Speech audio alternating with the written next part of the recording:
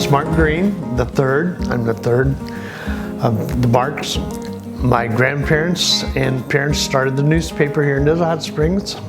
Desert Sentinel was the name of it. We came here in 1958. I was 5 years old. I went to kindergarten here, and that's the only time, first year that I went to school here. After that, we moved away to Yucca Valley for a few years. We came back. I lived here for quite a while. The newspaper was right next to what used to be Tiki's restaurant, and right across the street where Stater Brothers is now, that was just desert. It was nothing, and there was nothing all the way up to the Hacienda Riviera pools. And I just remember that because we used to hunt lizards out there all the time and things when I was a kid. We grew up, I had horses. My dad always liked to ride a lot. My mom, she never did. I have an older sister. She's 5 years older than I am. I really enjoyed growing up here. I had a lot of fun because there was just a lot of things to do.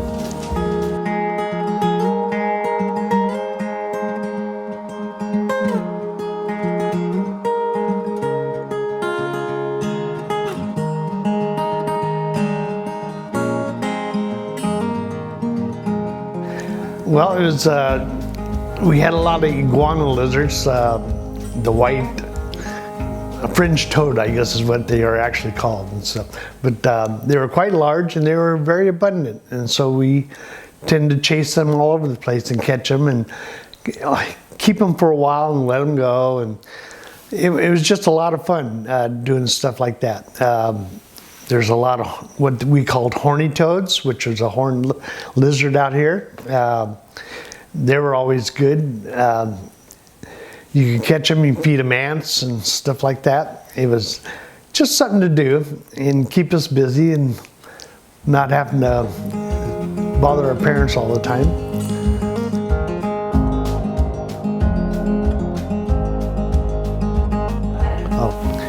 And another thing we used to do a lot, when it would rain, we didn't have a lot to do, but because it was downhill down Palm Drive, we could go to the 5 and 10 cent store and buy little plastic boats.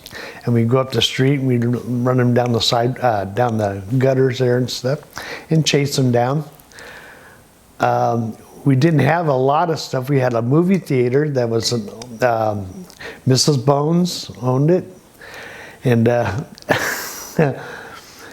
there was a place to hang out on Friday nights and watch a movie, and had a little Mexican restaurant in front of it there.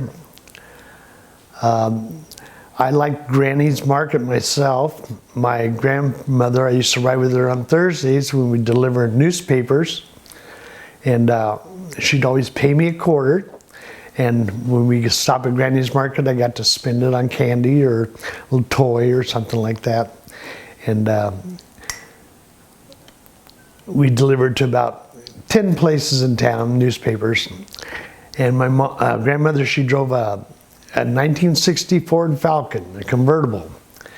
And it was, she would never let me sit by the door. She's always afraid the door was going to come open and I'd fall out. And one day, coming around the corner on Palm and Pearson right there, she drove around the corner and her door opened up and she swung out of the car. She caught the steering wheel with one hand, was hanging out, and I'm just sitting there watching her. And she pulls herself up and closes the door, and she told me, "That's why I don't just sit by the door."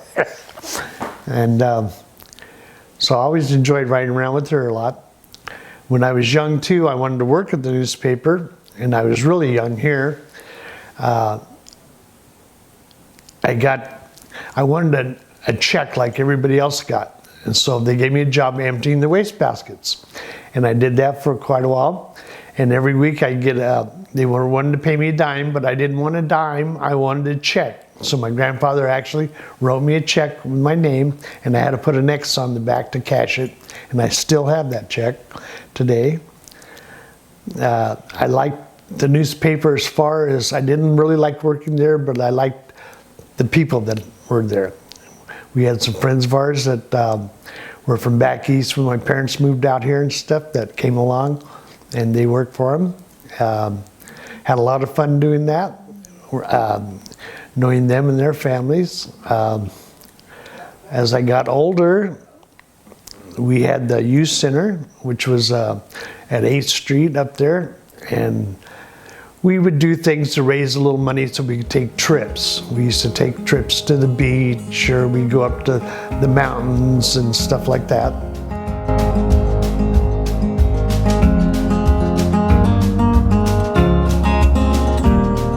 About 1959, we moved to Yucca Valley because they owned the newspaper up there also. My parents ran that one. And I lived up there for about approximately 5 years, till about 63 when I came back here. And I went to 5th grade and elementary school here until 6th grade. 7th grade, you had to go to Palm Springs. We had to ride a bus over there. I didn't really like riding the bus, but we did it anyway. What really used to bother me was when the wind would blow really bad, and it would be cold over here, and so we'd be all with jackets and coats. It'd be really cold, and then we would get over to Palm Springs there, and it would be 85 degrees. It'd be really nice. We have these jackets we had to wear around all day. Went to high school there.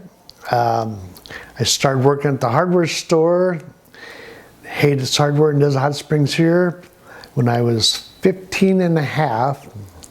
So that would probably have been about 1968, around there, 69. I worked for Jim for 42 years, actually, in the long run. It was a lot of fun. I remember when they put sidewalks in Desert Hot Springs. I wrote my name on a few. Got in trouble a couple times for that. Pearson Boulevard by West Drive, and the guy would rent mini bikes there. And as kids, we would go down there, Gary Harville, Pat Cullen. We would rent mini bikes and ride them, and we thought it was just the best thing going. You could take it out for hours, and it only cost you like $8. We had a lot of fun doing that stuff.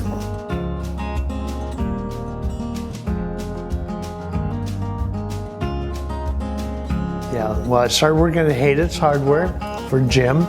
I actually went out with his oldest daughter. He asked me one day about a kid, because the kid wanted a job there at the hardware store. And I said, well, give me a job instead. And he said, okay. And that's when I started working. His mother, actually, his dad started it. His dad was dead when I started working. Mrs. Haidet, Ruth Haidet, she was older then, but she lived to be about 95, I believe. She had done that forever. I mean, they worked there since like 1938, around there. And she was a wise old woman. She'd always come up with these little sayings to me about how time goes by quicker the older you get. And I never believed her then. I believe her now, because it does. It just flies by.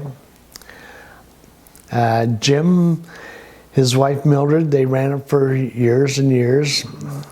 Everybody came in. We had a lot of people that came in there and stuff. I'd get some of these old timers that would come in, and some of the things they'd tell me, they go, well, I started down here to come get some nails or whatever. They go, I got halfway here and I forgot where I was going. They said I pulled over, I drove back home, and I went, I'm going to the hardware store, and they come back again. But now I know how they feel, because I'm old myself and I do stuff like that.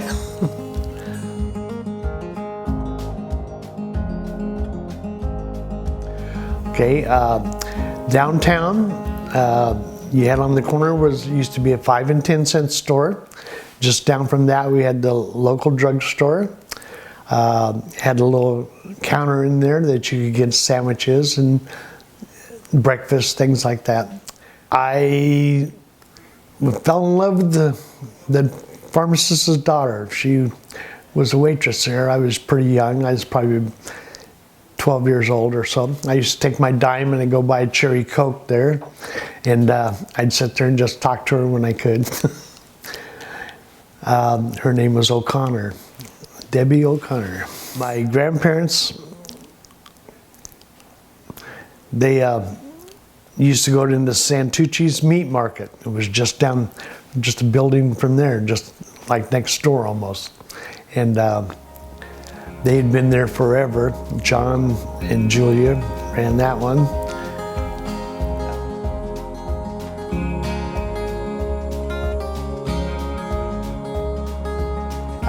Jim Haidet, who I worked for years and stuff, his family came here in about 1938, I believe.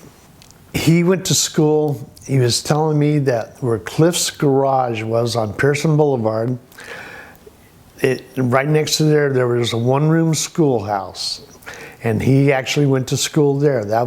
And it was all grades were there, and I think they had about 15 people total, 15 kids in the whole classroom, and that was all ages. That was something that I find it hard to believe. Another thing he told me though, out here, they didn't have air conditioning back then, but to get it a little cooler, they would take a burlap bag, wet it, hang it in the window when the breeze would blow, and that would make it cooler. I just find some of that hard to believe, but I'm sure it was true. His mom actually worked for it too when they first got here. She worked as a maid out at the B-Bar H Ranch. He actually met Elizabeth Taylor out there when she was done doing National Velvet. And he thought that was a big deal. And I think that was a big deal myself. I always liked Coffey's Pool was a place we used to go when we were young. Had a lot of pools. And they actually built the spa not too long after that. The spa was a great place to go because it had just a chain link fence around most of it. And at night when they closed, you could climb the fence and we could go swimming for free. We did stuff like that when we were kids. I was always lucky. I never got caught a lot. All the parents liked me because I worked for Jim for years. I was never getting caught for getting in trouble for things that I did.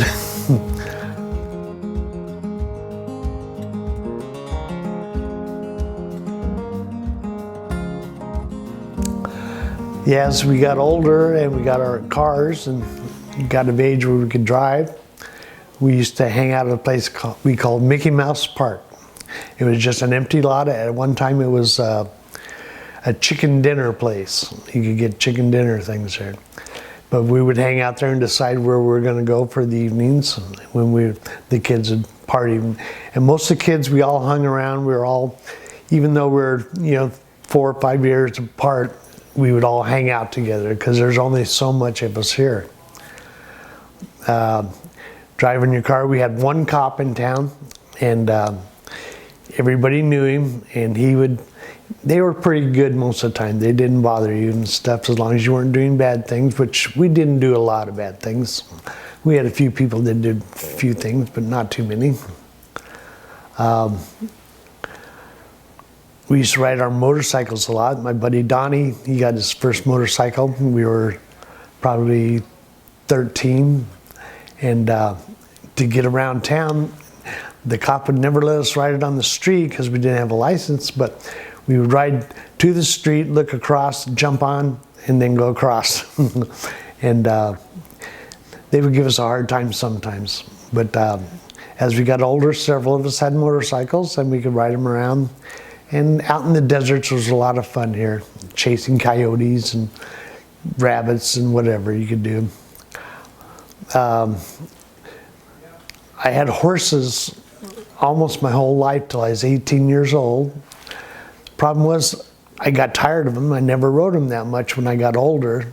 Only once in a while I'd take them down to the pools and go after girls, because girls would come out here on the weekends visiting their grandparents and stuff, and you could always find a girl to go out with you there.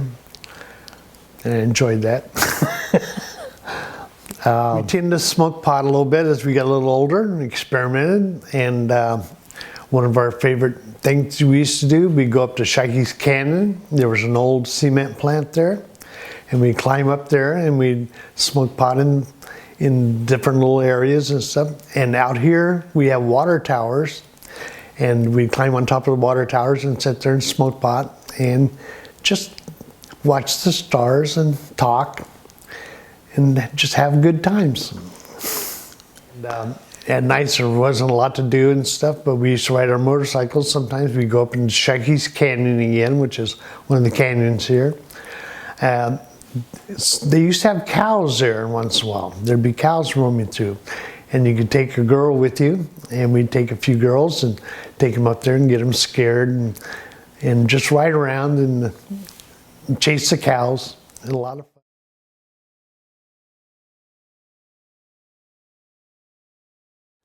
They started the newspaper in 1958, I believe it was. They actually bought it. They had ran it for years and years, my grandparents and parents, until my grandfather finally died. He was the editor.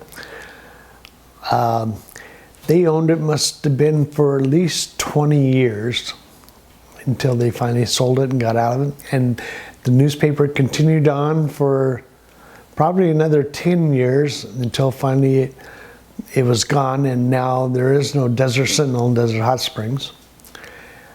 There's still a High Desert Star in Yucca Valley. My parents got out of it then, and my mother started working for Bank America for years. My dad actually just retired, and I still work for Jim forever.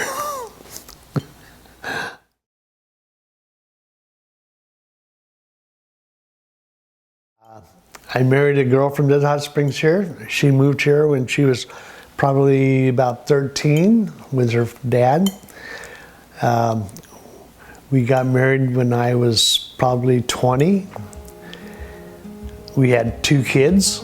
My son Mark still lives in Desert Hot Springs here. He's 47 years old now, I believe. I can't believe that.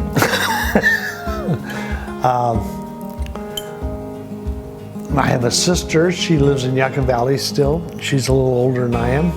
She's probably about 78. She has a couple kids. My mother and father both passed away. I actually got divorced years ago, and I remarried since then, and I've been married to my wife now for approximately 30 years, which is a long time. But my ex-wife still lives here, and we still get along fine. We tend to have Thanksgiving, things like that together. We all get together still and get along really well for that.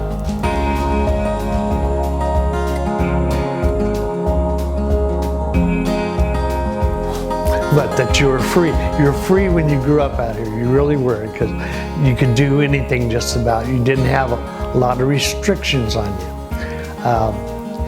Parents didn't keep you down. You didn't have to watch out for strange people. You could leave your house unlocked here. You could leave your car unlocked. You didn't have to worry about that stuff. Just enjoyed my time growing up here. I really did. I just had a good time always. I liked it a lot. Had a lot of friends. A lot of them are not around anymore, but I still got good memories of all that stuff.